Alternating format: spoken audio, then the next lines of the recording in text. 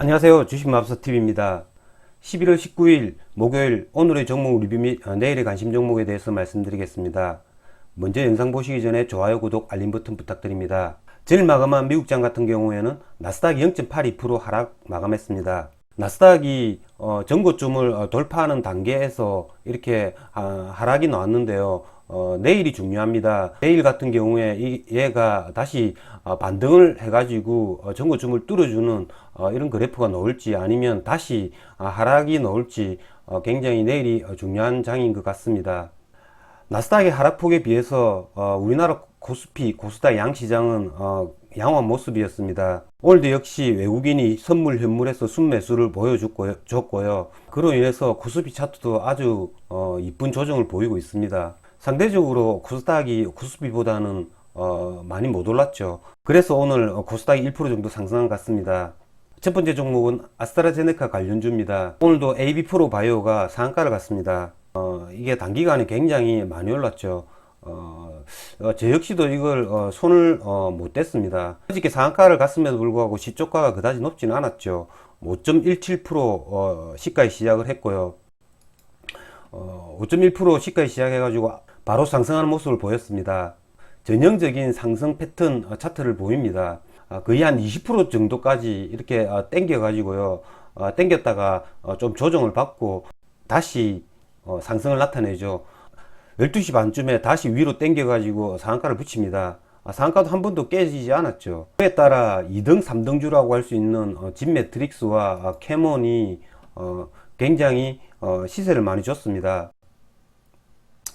자, 진매트릭스 같은 경우에는 AB프로 바이오가 올라도 아침에는 별로 큰 시세를 주지 못하죠.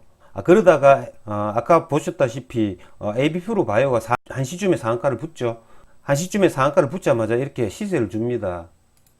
그런 거죠. 항상 이런 테마주 거래를 하실 때는요, 1등이 상한가를 붙느냐 마느냐가 굉장히 중요합니다. 그때 2등, 3등을 상한가를 붙는 순간 그때 매수를 해야 되는 거죠. 이렇게 전고점을 뚫어주는 그래프 모습이 나와 가지고요, 한번 시세를 줍니다. 그러다가 그 뒤에 오후 돼 가지고는 이렇게 빠지는 거죠. 진매트릭스가 고점이 24% 상승을 했습니다. 이 고점이 24%라는 거죠. 여기서 AB프로 바이오가 상한가 가는 걸 보고 나서 전고점을 돌파한 이 지점에서도 늦진 않습니다. 저 역시 여기에서 진매트릭스를 매수를 해 가지고요, 조금의 수익을 냈습니다. 캐몬도 마찬가지입니다. 1시 반에 얘는 좀 늦었죠. 1시 반에 뒤늦게 움직입니다. 전고점을 뚫어주는 이런 그래프가 나와 가지고 시세를 줬다가 다시 내려앉는 겁니다. 자, 여러분들은 이렇게 생각할 수 있습니다. 여기서 왜 AB프로 바이오는 상한가를 갔는데 진매트릭스는 상한가를 못 갔느냐고. 그리고 나는 진매트릭스가 상한가를 갈 것 같아 가지고 뭐 거의 20%죠. 뭐 20% 여기서 샀는데 20% 이 지점에서 샀는데 물렸다.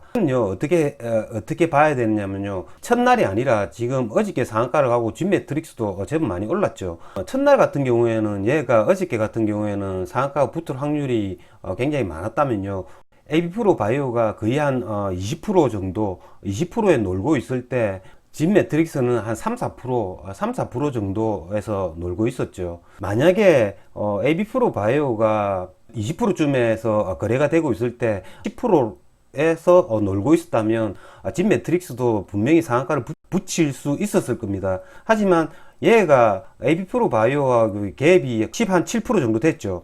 그러니까 얘가 22%까지 올라도 굉장히 많이 오른 겁니다. 여기서 산 사람들은 여기서 충분히 이익 실현을 할 수 있는 거죠. 그래서 장 후반에는 이렇게 하락이 나오는 겁니다. 자, 얘들 같은 경우에는 지금 아스트라제네카의 임상 발표 그것만 나오기를 기다리고 있는 거죠.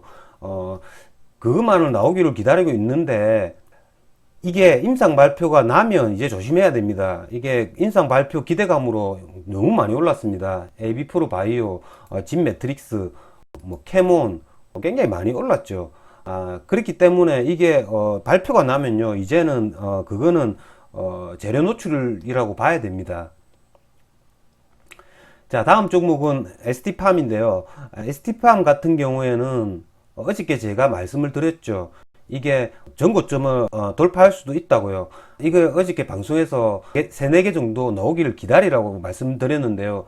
역시 얘가 아침에 시작을 해가지고 긴 음봉, 다시 또 긴 음봉을 그립니다. 그래서 제 같은 경우에는 ST팜을 거래하지 않았습니다.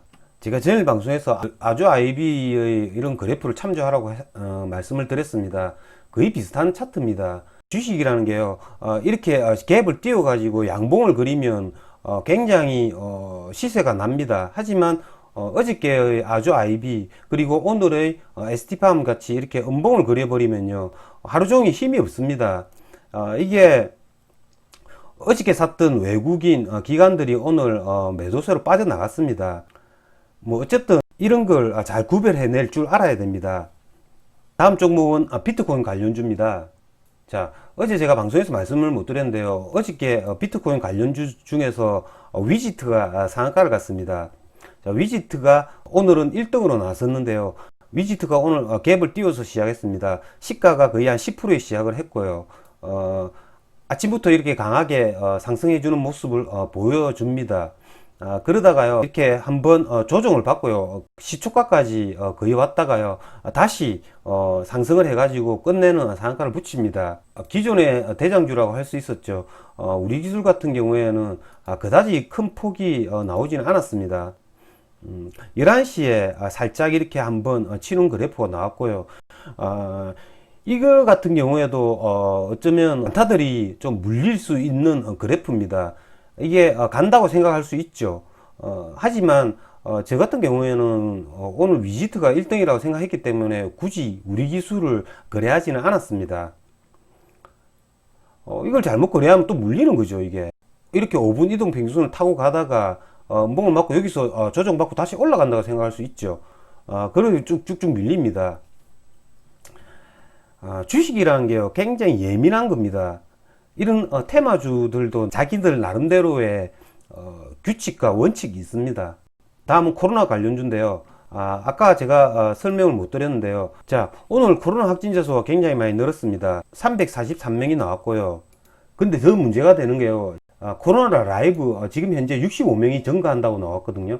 그래서 내일이면 400명이 넘을 것 같습니다. 코로나 관련주들이요, 내일도 조금 움직여 줄 것 같은데요. 문제는 얘네들이 예전에 코로나 관련주들이 움직였던 것처럼 다 같이 큰 상승을 시세를 주고 그러지를 않습니다. 하루에 한 종목씩 업종을 달리하면서 순환매를 나타내는 거죠. 제일 처음으로 움직였던 게 GH 신소재였고요. 그 다음에 우종바이오가 한번 움직였고요. 어제는 알서포트가 한번 움직였죠. 자, 오늘은 비트컴퓨터가 움직였습니다. 비트컴퓨터가 뭐 거의 한 상한가를 갔고요. 코로나가 한참 절정기였던 지난 3, 4월, 뭐 5월 그때와는 다른 모습이죠.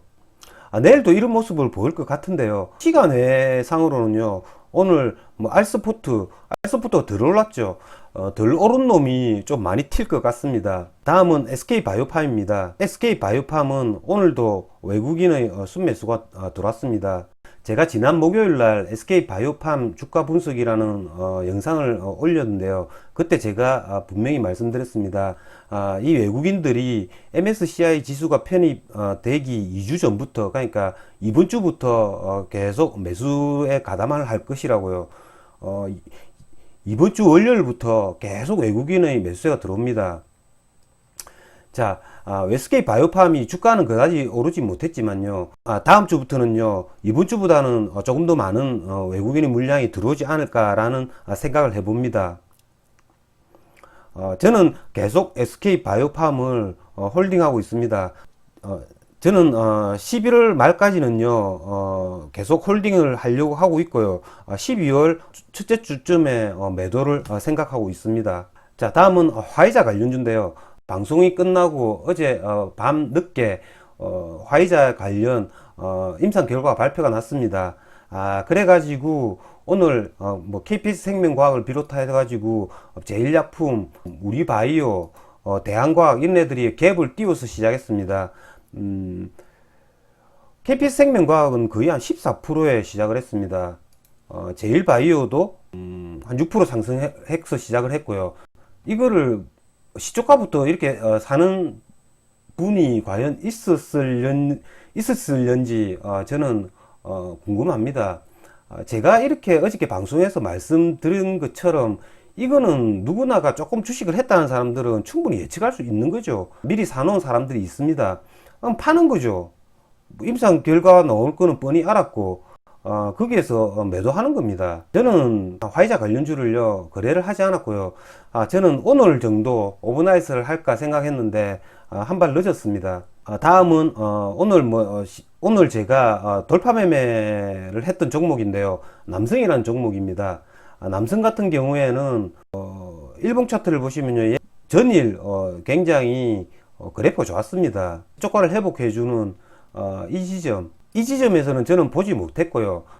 두 번째로 이게 5분 이동 평균선을 툭 타고 올라가는 여기에서 한번 조정받는 순간이 나옵니다. 저는 여기에서 매수를 했고요. 여기서 짧게 수익을 낼 수 있었습니다. 이런 고점 돌파 매매를 할 때 고려해야 될 게요, 실시간 종목 조회, 여기에 뜨는 종목, 그리고 거래량이 받쳐주는 종목, 그게 끼가 있는 종목이죠. 그런 데서 이렇게 거래를 하면요, 돌파 매매가 잘 통합니다.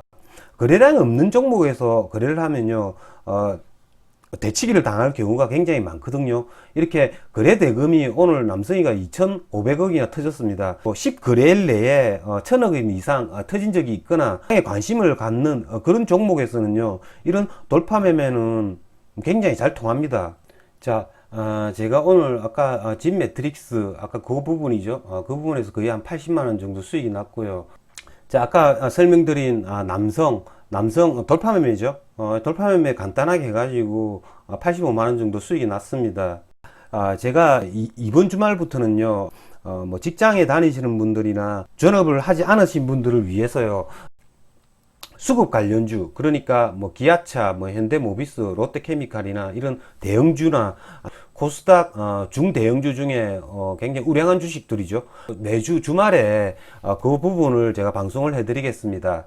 이상으로 주식마법사TV를 마치겠습니다. 제 영상이 도움이 되셨다면 좋아요, 구독, 알림 버튼 부탁드립니다. 끝까지 시청하신 분들에게는 보유 종목이 급등할 수 있게끔 마법을 걸어드리겠습니다. 윙가르디움 레비오사. 감사합니다.